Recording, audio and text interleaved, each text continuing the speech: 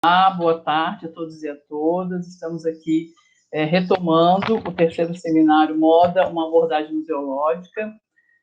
A segunda parte agora da tarde. Eu sou a professora Manu Salles, eu vou coordenar essa mesa. Nós estamos aqui nos revezando um pouco, em função desse ano o seminário ser online. Então, essa mesa da tarde nós teremos mais 4 palestras, né?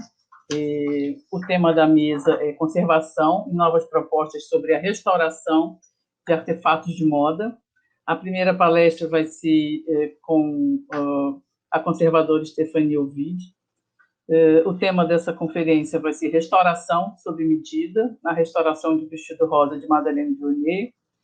A segunda conferência eu mesmo que vou fazer, sobre o vestido da baronesa de Loreto, uma nova proposta de documentação e conservação. A terceira conferência da tarde vai ser feita pela Mariana Eriges. O tema da conferência vai ser conservação de figurinos entre coleções brasileiras e inglesas. A quarta conferência, que encerra aqui a nossa parte da tarde do seminário, será feita pela professora doutora Maria do Carmo Rainho, com o tema O Lugar da Roupa e da Moda em um Museu Histórico. Bom, desculpe, deixa eu corrigir aqui. A terceira conferência, Marina Eriges, está certo, sobre conservação de figurinos entre coleções brasileiras e inglesas. Eu troquei por Marina. Bom, então, antes de chamar a primeira palestrante, não sei se a Aparecida vai fazer alguma comunicação, se podemos continuar.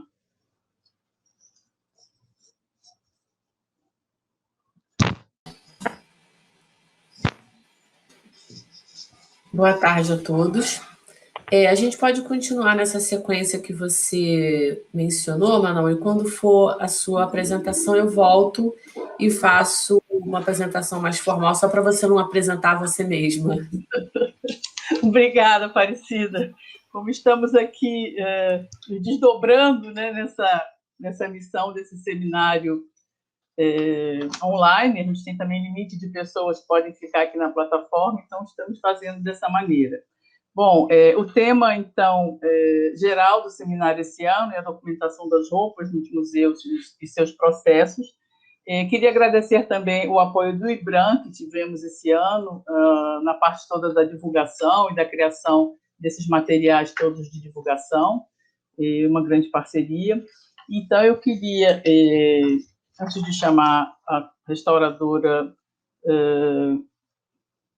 Stephanie Ovid, fazer uma apresentação, né, sobre a sua formação e o brilhante trabalho que ela vem desenvolvendo em vários museus europeus, né?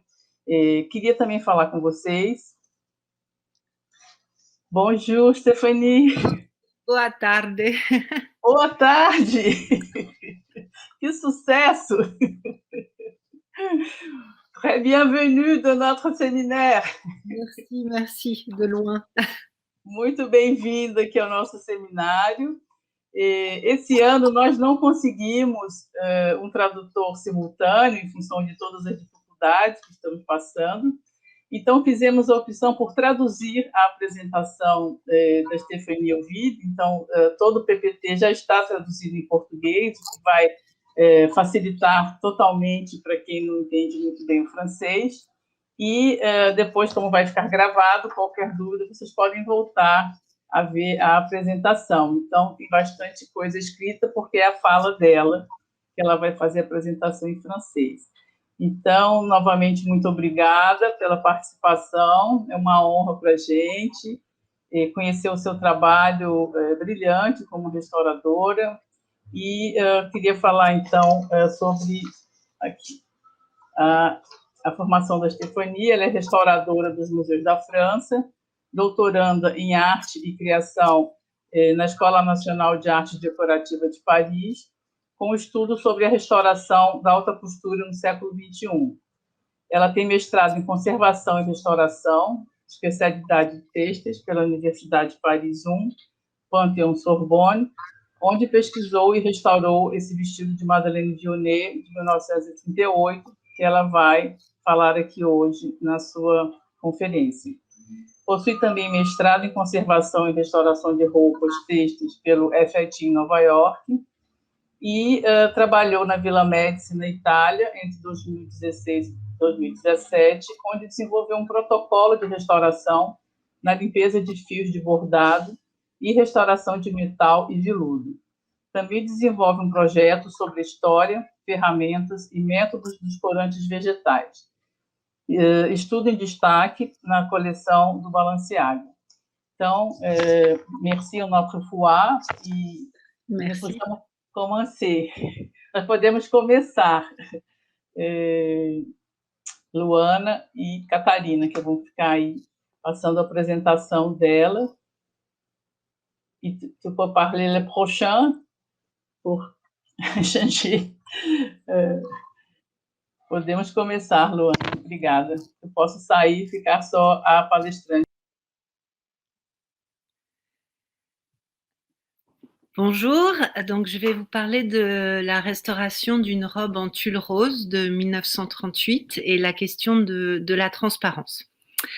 Le traitement que je vais vous exposer est l'aboutissement d'une réflexion menée sur la restauration d'étoffes transparentes et plus particulièrement du tulle. Comment restaurer le tulle sans en altérer sa lisibilité ? Cette problématique a déterminé le choix à chaque étape de la restauration de cette robe en tulle rose de Madeleine Vionnet de la collection du Musée de la mode et du textile des arts décoratifs à Paris. Cette robe devait être présentée lors de l'exposition Madeleine Vionnet, puriste de la mode, en juin 2009. Son état de dégradation était tel qu'elle n'était pas exposable. Le budget et le temps nécessaires à sa restauration rendaient impossible son traitement en interne ou en externe.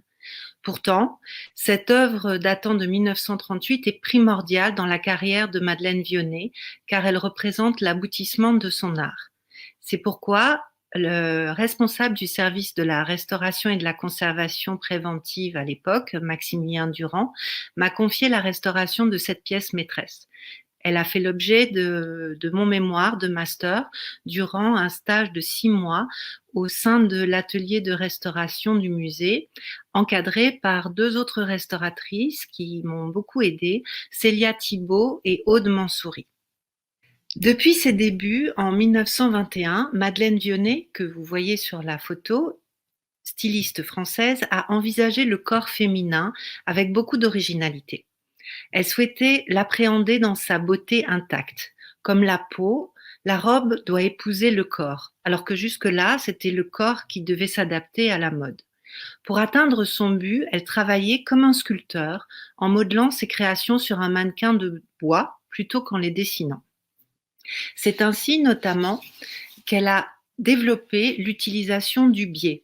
Pour la première fois, cette coupe en diagonale, jusque-là réservée au col et aux manches, s'étendait à l'ensemble de la robe. La robe, qui fait l'objet de cette étude, vous pouvez la voir sur la photo, représente par sa construction et sa silhouette la consécration du travail de Madeleine Vionnet. La collection Printemps-été 1938 est l'une de ces dernières. Cette robe du soir à dos nu est composée de tulle rose appliquée de grands motifs de feuilles de vigne et les grappes de raisin sont en panne de velours rose. Le corsage sans manches est doublé de tulle et prolongé au niveau de l'encolure par une longue écharpe. La jupe est constituée d'une double épaisseur de tulle cousue à la taille sur un ruban de satin de soie rose. Le jupon intérieur est doublé par 2 bandes de crin synthétique cousues au niveau des hanches et de l'ourlet. La forme de cette robe correspond à la silhouette de la fin des années 30. Une jupe très longue et volumineuse, elle fait 10 mètres d'envergure, un dos nu et une taille marquée. Les documents iconographiques nous indiquent également la façon dont était nouée l'écharpe autour du cou. On constate que de fines bretelles, croisées dans le dos, venaient se nouer en ceinture sur le devant de la taille et étaient serrées par un bijou. Malheureusement, les bretelles et le fond de robe d'origine ont disparu. Le fonds Madeleine Vionnet du Musée de la mode et du textile compte plusieurs de ces robes du soir en tulle datant des années 1937 à 1939. Pour chacune d'elles, on observe plusieurs épaisseurs de tulle de soie doublées de bandes de crin qui apportent du volume. Les matériaux constitutifs, comme vous pouvez le lire sur cette diapositive, sont le tulle de soie, le crin de fibres artificielles de cellulose régénérée, la colle d'amidon, la panne de velours de soie et le ruban de soie.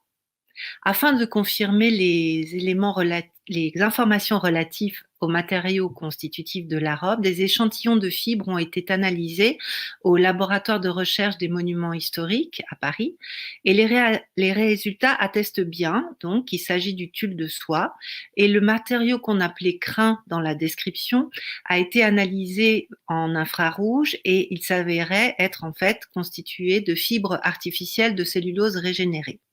Par ailleurs, le type d'adhésif utilisé pour fixer les motifs en panne de velours a été identifié afin de vérifier surtout sa réaction à l'eau et au solvant dans le cadre d'un éventuel nettoyage. Et il semblait probable que l'adhésif utilisé ait été de la colle à base d'amidon. Et ça a été confirmé par un test à la teinture d'iode. Ici, sur cette diapositive, vous pouvez voir le patronage de la jupe. L'étude a révélé qu'elle était composée de 3 demi-cercles assemblés par des coutures sur les côtés et retenus à la taille par un ruban de soie. Le jupon, lui, est formé de 2 demi-cercles assemblés par 2 coutures sur les côtés et le corsage a une forme trapézoïdale qui est doublée de tulle. La robe était dans un état général de dégradation très avancé. De nombreuses déchirures et de larges lacunes sur l'ensemble de la jupe s'accentuaient à chaque manipulation, traduisant une grande fragilité mécanique du tulle. Les schémas présentés ici, nous permettent de visualiser l'ampleur, la nature et la localisation des dégradations. Le constat détaillé de cette œuvre a permis d'établir un diagnostic précis. Cette robe présentait de nombreuses et diverses dégradations liées à son histoire matérielle. Donc ici, on voit les dégradations de la taille. Les lacunes et les déchirures étaient principalement localisées au niveau de la taille, car tout le poids de la robe était supporté par ce petit ruban de taille, créant ainsi des tensions importantes dans cette zone. Cette tension a pu conduire à la désolidarisation des coutures sur le ruban de taille, ainsi qu'aux déchirures importantes dans cette zone. Les trous et les fentes, qui sont nombreuses, présentes surtout sur le bas de la robe, semblent avoir été créées accidentellement, par un talon de chaussure par exemple. Les fentes au niveau de l'ourlet ont certainement été créées par le frottement de la jupe sur le sol. Les décolorations au niveau des aisselles ont résulté d'oxydation sans doute produite par la transpiration. La partie lacunaire la plus importante, comme on le voit sur la droite, est située au niveau des fesses. On peut penser que le tulle a été soumis au frottement d'un siège lorsque la personne était assise, entraînant son usure et sa fragilité. À long terme, cette usure a pu finir par rompre les mailles du tulle par endroits, entraînant des déchirures importantes. Enfin, le manque au niveau de la fermeture, l'agrafe, il y a d'ailleurs une agrafe en moins, et les lacunes au niveau de l'encolure ont résulté sans doute des habillages et déshabillages continuels durant les défilés. Maintenant, les motifs. Les coutures et le collage des motifs en panne de velours ont dû céder à force de mouvement de la robe. Les conditions de stockage ont également contribué aux dégradations générales et au froissement de l'écharpe. La nature de cette dégradation permet de supposer que la robe a été portée plus d'une fois, puisque l'ourlet est très usé, et a bénéficié de peu d'attention avec les auréoles de sueur. Provenant directement des archives de Madeleine Vionnet, cette robe unique a certainement été réalisée et portée lors des défilés de la saison printemps-été 1938. À l'époque, ces défilés se déroulaient au moins une fois par jour pendant 6 mois, ce qui est très différent de la mode aujourd'hui. C'est sans doute pour ces mêmes raisons que l'écharpe présentait de nombreuses fentes à l'endroit où elle devait se nouer. Le traitement de conservation de cette robe visait en premier lieu à stopper les dégradations évolutives. Un dépoussiérage par micro-aspiration sur les 2 faces devait permettre de stopper les dégradations dues à l'empoussièrement. Puis un nettoyage augmenterait la stabilité physique et chimique de l'œuvre. Il atténuerait également l'aspect grisâtre de la robe et lui rendrait sa lisibilité. Le tulle de soie et la panne de velours interdisaient un nettoyage à queue à l'eau et orientaient de fait vers un nettoyage au solvant. Il convenait donc d'apporter par l'opération de consolidation une solidité et une lisibilité à cette création. Le choix du tissu de support est apparu un élément déterminant pour la consolidation de cette œuvre. Le tulle de soie d'origine présentait une contexture et une transparence qu'il convenait de respecter pour la consolidation. Les motifs, le poids des motifs en panne de velours s'ajoutant au poids de la jupe, le tissu de support devait donc être suffisamment solide pour soutenir le poids total de la robe. La difficulté de trouver un tissu de support a mené à effectuer des recherches bibliographiques sur le sujet. J'ai cherché à compléter ces informations à travers une enquête menée auprès de restaurateurs textiles en France et à l'étranger. Sur 34 questionnaires envoyés, j'ai obtenu un taux de réponse de 35% environ.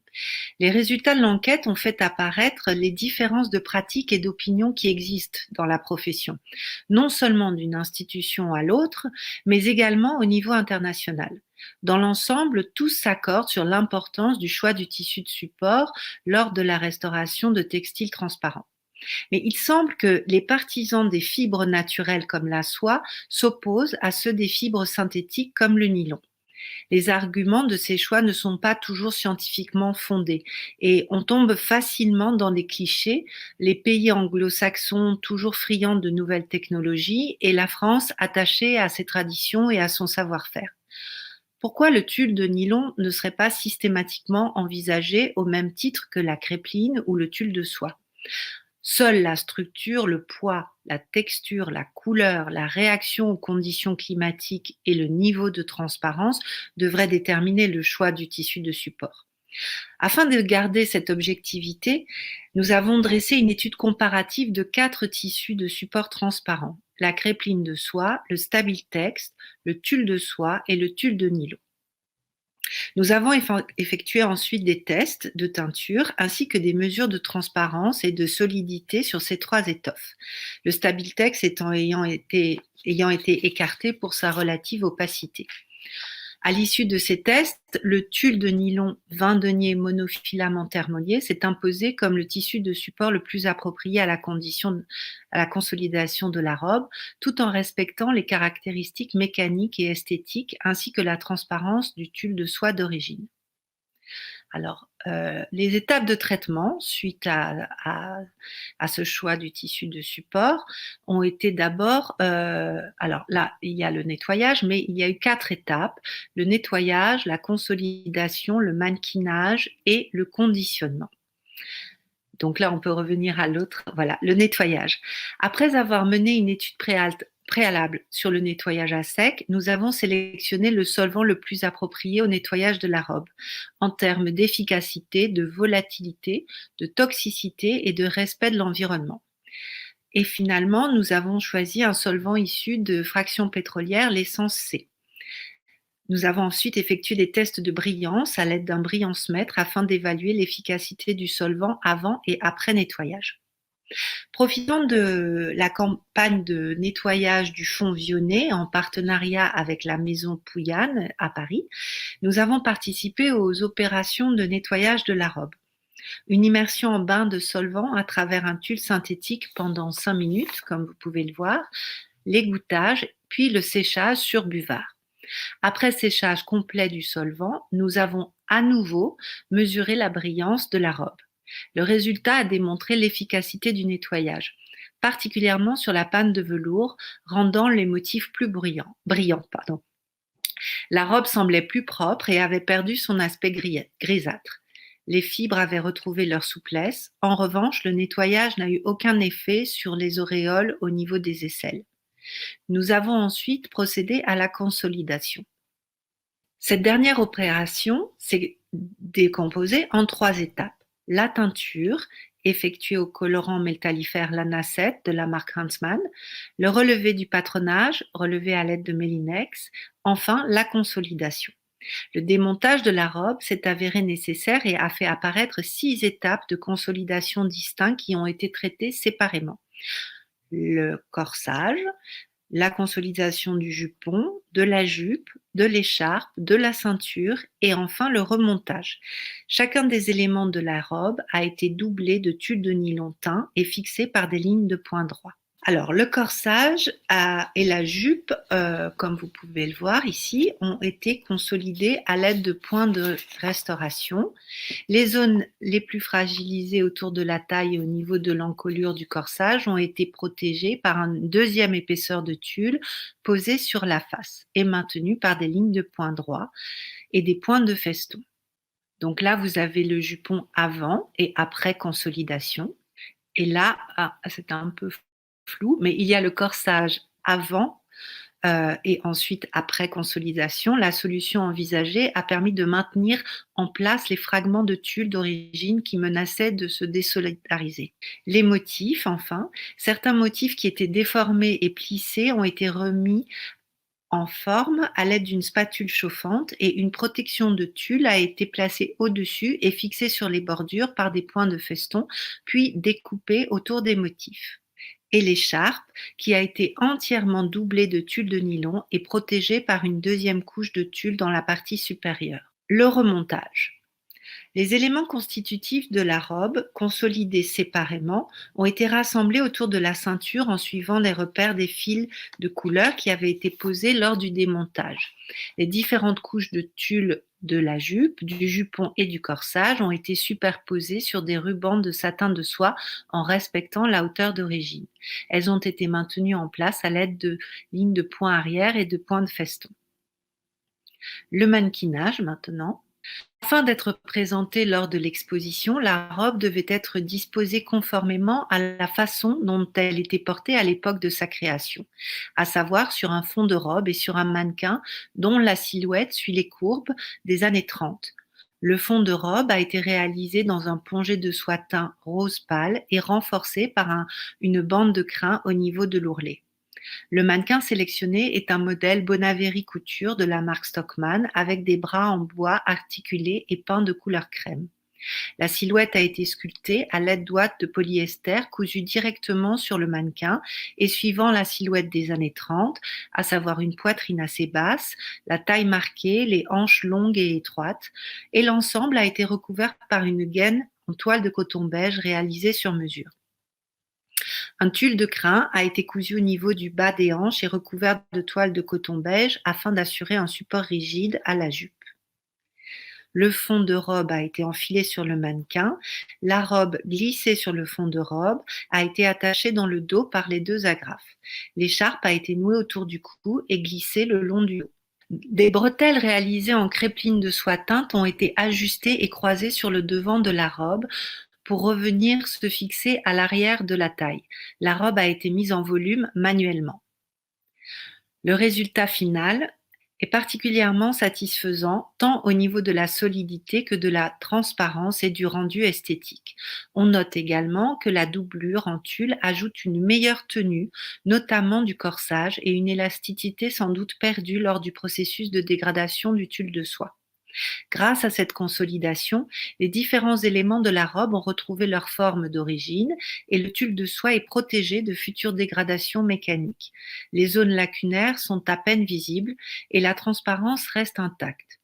La robe, ainsi restaurée et mannequinée, a été placée dans sa vitrine d'exposition le temps de l'exposition et ensuite elle a été retirée du mannequin après l'exposition et conditionnée.